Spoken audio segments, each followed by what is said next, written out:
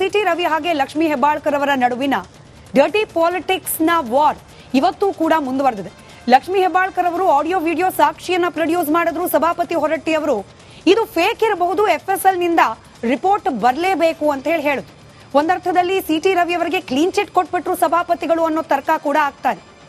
ಇದೆಲ್ಲದರ ಜೊತೆಗೆ ಇವತ್ತಿನ ಮಹಾಭಾರತ ಚರ್ಚಾ ಕಾರ್ಯಕ್ರಮದಲ್ಲಿ ಮತ್ತೆರಡು ಹೊಸ ಆಯಾಮದ ಬಗ್ಗೆ ಚರ್ಚೆ ಮಾಡಬೇಕು. ಮೂಲ ವಿಷಯ ಇದೆ, ಸಿಟಿ ರವಿ ವರ್ಸಸ್ ಲಕ್ಷ್ಮೀ ಹೆಬ್ಬಾಳ್ಕರ್. ಆದ್ರೆ ಈ ಸಿಟಿ ರವಿ ಲಕ್ಷ್ಮೀ ಹೆಬ್ಬಾಳ್ಕರ್ ಅವರ ನಡುವಿನ ಕದನ ಒಡೆದ ಮನೆಯಾಗಿದ್ದ ಬಿಜೆಪಿಯನ್ನ ಬಹಳ ಇಂಟ್ರೆಸ್ಟಿಂಗ್ಲಿ ಒಂದು ಮಾಡ್ತಾ, ಹಾಗೆ ಒಂದಾಗಿದ್ದ ಕಾಂಗ್ರೆಸ್ನಲ್ಲಿ ಲಕ್ಷ್ಮೀ ಹೆಬ್ಬಾಳ್ಕರ್, DK ಶಿವಕುಮಾರ್ ಅವರು ಒಂದು ಟೀಮ್, ಉಳಿದವರು ಅದರಲ್ಲೂ ಹಿರಿಯರು ಅವರೆಲ್ಲರೂ ಒಂದು ಟೀಮ್ ಅನ್ನೋ ರೀತಿಯಲ್ಲಿ ಆಗ್ಬಿಡ್ತಾ ಅನ್ನೋದು ಒಂದು ಆಯಾಮ.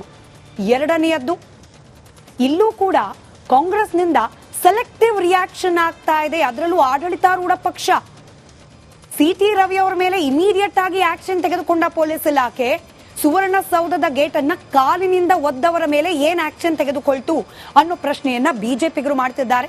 ಈ ಮೂರು ಆಯಾಮದಲ್ಲಿ ಚರ್ಚೆಯನ್ನ ಪ್ರಾರಂಭ ಮಾಡ್ಲಿಕ್ಕೆ ಮುಂಚೆ ಈ ಕ್ಷಣದ ಬ್ರೇಕಿಂಗ್ ಅಪ್ಡೇಟ್ ಅನ್ನ ಗಮನಿಸೋಣ. ಚರ್ಚೆ ನಂತರದಲ್ಲಿ ಪ್ರಾರಂಭ. ಅಶ್ಲೀಲ ವಿಡಿಯೋ, ಅಶ್ಲೀಲ ಆಡಿಯೋಗೆ ಸಾಕ್ಷಿಯನ್ನ ಕೊಟ್ಟರು ಸಚಿವೆ ಲಕ್ಷ್ಮೀ ಹೆಬ್ಬಾಳ್ಕರ್. ಆದ್ರೆ ಇದು ಫೇಕ್ ಇರಬಹುದು ಅನ್ನೋ ಅನುಮಾನವನ್ನ ವ್ಯಕ್ತಪಡಿಸಿದ್ರು ಸಭಾಪತಿಗಳು. ಏನೇ ಆದ್ರೂ ಈ ಪ್ರಕರಣವನ್ನ ಬಿಡೋ ಮಾತೇ ಇಲ್ಲ. ಸಭಾಪತಿಗಳ ಹತ್ರ ಮತ್ತೆ ಹೋಗೋದು ಮಾತ್ರ ಅಲ್ಲ, ಪ್ರಧಾನಿಗಳ ಬಳಿಗೂ ಹೋಗ್ಲಿಕ್ಕೆ ನಾನು ಸಿದ್ಧ ಅಂತ ಮತ್ತೆ ಸವಾಲ್ ಹಾಕಿದ್ರು ಲಕ್ಷ್ಮೀ ಹೆಬ್ಬಾಳ್ಕರ್. ಪೊಲೀಸರ ಮೇಲೂ ಕೂಡ ಕ್ರಮ ಕೈಗೊಳ್ತೀವಿ ಅಂತ ಹೇಳಿ ಸಭಾಪತಿ ಹೊರಟ್ಟಿ ಮಾತನಾಡಿದ್ದಾರೆ. ಅಲ್ಲಿಗೆ ಇವತ್ತು ಕೂಡ ರಾಜ್ಯ ರಾಜಕಾರಣದಲ್ಲಿ ಈ ಡರ್ಟಿ ಟಾಕ್ ನ ಪಾಲಿಟಿಕ್ಸ್ ನದ್ದೇ ಸುದ್ದಿ. ಹೊರಟ್ಟಿ ಅವರು ಮಾತನಾಡಿದ್ದಾರೆ, ಹಾಗೆ ಲಕ್ಷ್ಮೀ ಹೆಬ್ಬಾಳ್ಕರ್ ಅವರು ಮಾತನಾಡಿದ್ದಾರೆ. ಹೇಳಿಕೆಗಳನ್ನ ಗಮನಿಸಿ ಚರ್ಚೆ ಪ್ರಾರಂಭ ಮಾಡೋಣ. ನಮಗೆ ಮೂಲ ಏನಂದ್ರೆ ನಮ್ಮ ವಿಡಿಯೋ ಅಂದರೆ ನಮ್ಮ ವಿಧಾನ ಪರಿಷತ್ ವಿಡಿಯೋ, ಆಡಿಯೋ ಮತ್ತು ನಮ್ಮ ಇವೆಲ್ಲ ರೆಕಾರ್ಡ್ ನಮ್ಮಲ್ಲಿದ್ದರೆ ಮಾತ್ರ ನಮ್ಗೆ ಅಥೆಂಟಿಕ್.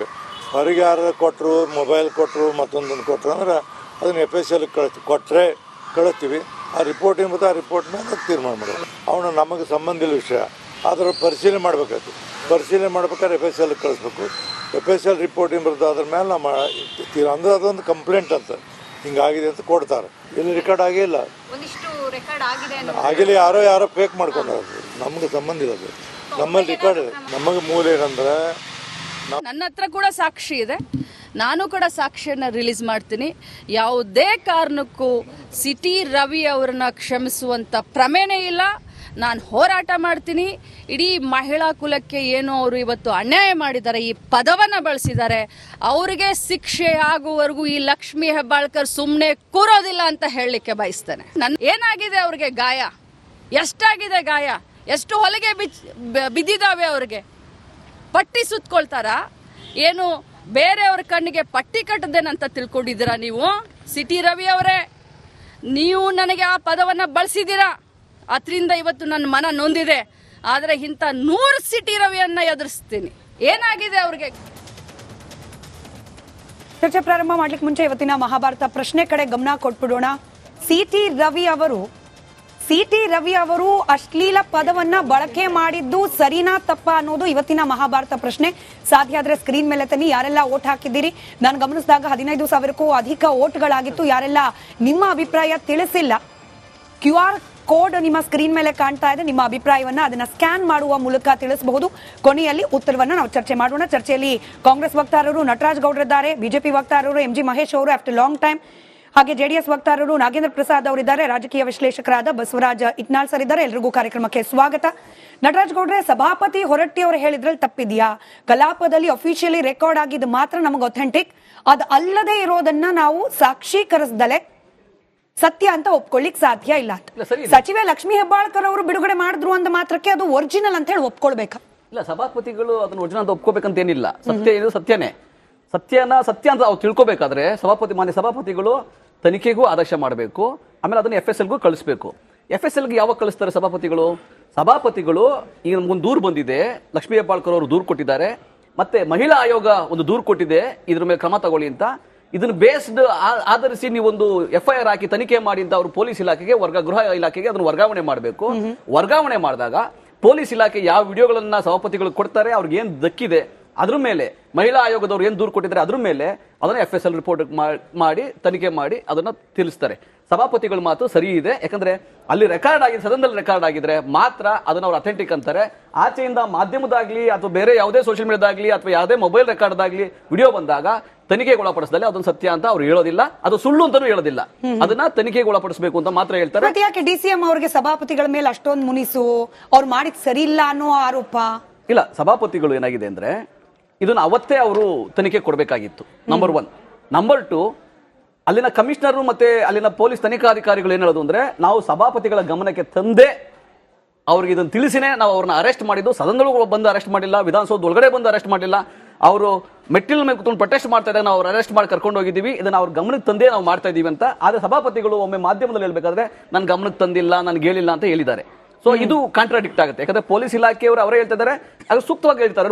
ಮೌಖಿಕವಾಗಂತೂ ಹೇಳಕ್ಕಾಗಲ್ಲ. ಅವರು ಅದನ್ನ ಪೇಪರ್ ಕಳಿಸಿರ್ಬೋದು ಅಥವಾ ಇಮೇಲ್ ಮಾಡಿರ್ಬೋದು, ಅವ್ರಿಗೆ ಆ ದಾಖಲಾತಿ ಇಟ್ಕೊಂಡೇ ಪೊಲೀಸ್ ಇಲಾಖೆಯವರು ಹೇಳ್ತಾರೆ ಹೊರತು ನಾವು ಅವ್ರಿಗೆ ಗಮನಕ್ಕೆ ತಂದಿದ್ದೇವೆ, ಅವ್ರಿಗೆ ತಿಳಿಸಿನೇ ಅರೆಸ್ಟ್ ಮಾಡಿದ್ದೀವಿ ಅಂತ. ಸಭಾಪತಿಗಳು ಯಾಕೆ ಈ ರೀತಿ ಹೇಳ್ತಾ ಇದ್ದಾರೆ ನಮ್ಗೆ ಆಶ್ಚರ್ಯ ಆಗಿದೆ. ಯಾಕಂದ್ರೆ ಅವ್ರ ಗಮನಕ್ಕೆ ಬರದಲ್ಲೇ ಪೊಲೀಸ್ ಇಲಾಖೆ ಸುಳ್ಳು ಹೇಳಕ್ಕಾಗೋದಿಲ್ಲ. ಇಮೇಲ್ ಮಾಡಿ ನಿಮ್ ಪ್ರಕಾರ ಏನು ಬಿಜೆಪಿ ಫೇವರಬಲ್ ಆಗಿ ನಡ್ಕೊಳ್ತಿದ್ದಾರೆ ಹೊರಟ್ಟಿ ಅವರು ಅನುಮಾನನ ಅಥವಾ ಆರೋಪನ? ಅದು ನಾವು ಮುಂದೆ ಚರ್ಚೆ ಮಾಡ್ತಾರೆ. ಯಾಕಂದ್ರೆ ಸಭಾಪತಿಗಳ ಹೇಳಿಕೆ, ಸಭಾಪತಿಗಳು ನಿಷ್ಪಕ್ಷಪಾತವಾಗಿ ಇದ್ದೀವಿ ಅಂದಾಗಿದ್ರೆ ಅವ್ರು ಅದನ್ನೇ ಪೊಲೀಸ್ ಇಲಾಖೆಗೆ ಅವತ್ತೇ ವರ್ಗಾವಣೆ ಮಾಡಬೇಕಾಗಿತ್ತು. ಅವ್ರು ದೂರು ಕೊಟ್ಟಾಗ ಸಭಾಪತಿಗಳು ಹೇಳಿದ್ರಂತೆ, ಅಲ್ಲಿನ ಎಲ್ಲರೂ ಹೇಳ್ತಾರೆ, MLC ಗಳೆಲ್ಲರೂ ಹೇಳ್ತಾರೆ, ನನ್ನ 40 ವರ್ಷಗಳ ಇತಿಹಾಸದಲ್ಲಿ ಈ ತರ ಅವಹೇಳನವಾಗಿ ಮಾತಾಡಿದ್ದು ನಾನು ಕೇಳೇ ಇಲ್ಲ, ಈ ತರ ಆಗಬಾರ್ದಾಗಿತ್ತು ಅಂತ ಅವರೇ ಹೇಳಿದ್ದಾರೆ, ಸಭಾಪತಿಗಳು ಹೇಳಿದ್ದಾರೆ. ಹಂಗೆ ಹೇಳಿದ ಮೇಲೂ ಕೂಡ ನೀವು ಮನಸ್ಸಿಗೆ ನಿಮ್ಮಿಚ್ಛೆಗೆ ಬಿಟ್ಟಿದ್ದು, ನಮ್ ದಾಖಲಾತಿಲಿ ಇಲ್ಲ, ನೀವು ತೀರ್ಮಾನ ಮಾಡ್ಕೊಂಡು ಹೋಗಿ ಅಂತ ಬಿಟ್ಟಿರೋದು. ರೂಲಿಂಗ್ ಅಲ್ಲಿ ಇದ್ದಿದ್ದು, ಅದಾದ್ಮೇಲೆ ಮಾಧ್ಯಮಗಳಿಗೆ ಹೇಳಿಕೆ ಕೊಟ್ಟಿದ್ದು, ಅಲ್ಲೆಲ್ಲೂ ಕೂಡ ಅದನ್ನ ಪ್ರಸ್ತಾಪ ಮಾಡ್ಲೇ ಇಲ್ಲ. ಇಬ್ರು ಕರ್ಸಿದ್ವಿ, ಮಾತನಾಡಿದ್ವಿ, ಹೀಗಾಗಬಾರ್ದಾಗಿತ್ತು, ಸರಿದೂಗಿಸ್ಕೊಂಡು ಹೋಗಿ ಅಷ್ಟು ಮಾತ್ರ ಹೇಳಿದ್ರು, ವಿಷಾದಂತೂ ವ್ಯಕ್ತಪಡಿಸಲಿಲ್ಲ. ಕರೆಕ್ಟ್, ಸರಿದೂಗಿಸ್ಕೊಂಡು ಹೋಗಿ ನೀವೇ ಪರಿಹರಿಸ್ಕೊಳ್ಳಿ, ಇದಲ್ಲ. ಇದು ಅಷ್ಟು ಚಿಕ್ಕವಾದ ವಿಷಯ ಅಲ್ಲ. ಪರಿಹರಿಸ್ಕೊಂಡು ಹೋಗುವಂಥದ್ದು ಯಾರೋ ಹಣಕಾಸಿನ ವಿಷಯನೋ ಅಥವಾ ಗಲಾಟೆ ವಿಷಯ ಅಲ್ಲ. ಇದು ಒಂದು ಮಹಿಳೆಗೆ, ಮಂತ್ರಿಗೆ ಆ ಹುದ್ದೆಯ ಘನತೆ ಏನು, ಅದ್ರ ಮೌಲ್ಯ ಏನು, ಅದಕ್ಕೆ ಮಾಜಿ ಮಂತ್ರಿ ಕೊಡ್ತಾ ಇರ್ತಕ್ಕಂತಹ ಅಶ್ಲೀಲ ಪದ ಏನು, ಇದು ಬಹಳ ಅವಮಾನಕರವಾದ ವಿಷಯ. ಇದು ಕ್ರಿಮಿನಲ್ ಆಕ್ಟ್ ಆಗುತ್ತೆ. ಇದ್ರ ಬಗ್ಗೆ ಸಭಾಪತಿಗಳು ಅಷ್ಟು ತಾತ್ಸಾರವಾಗಿ ನೀವಿಬ್ರು ತೀರ್ಮಾನ ಮಾಡ್ಕೊಳ್ಳೋದ್ರ ಬದಲಾಗಿ ನಾನು ಪೊಲೀಸ್ ಇಲಾಖೆಗೆ ವರ್ಗಾವಣೆ ಮಾಡ್ತೀನಿ, ತನಿಖೆ ಮಾಡಿಸ್ತೀನಿ, ನಂತ ವಿಡಿಯೋ ದಾಖಲಾತಿ ಇಲ್ಲ, ಯಾವ ದಾಖಲಾತಿ ಇದೆ, ಯಾರ್ಯಾರು ಸಾಕ್ಷ್ಯ ನುಡಿತಾ ಇದ್ದೀರಿ, 10 ಜನ MLC ಗಳಲ್ಲಿ ಇರತಕ್ಕಂಥ ಲಕ್ಷ್ಮೀ ಹೆಬ್ಬಾಳ್ಕರ್ ಅವರ ಮನಸ್ಸಿಗಾಗಿರುವ ಘಾಸಿಗೆ ಸಂಪೂರ್ಣವಾಗಿ ನಾನು ಗೌರವವನ್ನ ಕೊಡ್ತಾ, ಈ ಪ್ರಶ್ನೆ ನನ್ನದಲ್ಲ, ಬಹಳ ಕ್ಲಿಯರ್ ಆಗಿ ಹೇಳ್ತಾ ಇದ್ದೀನಿ.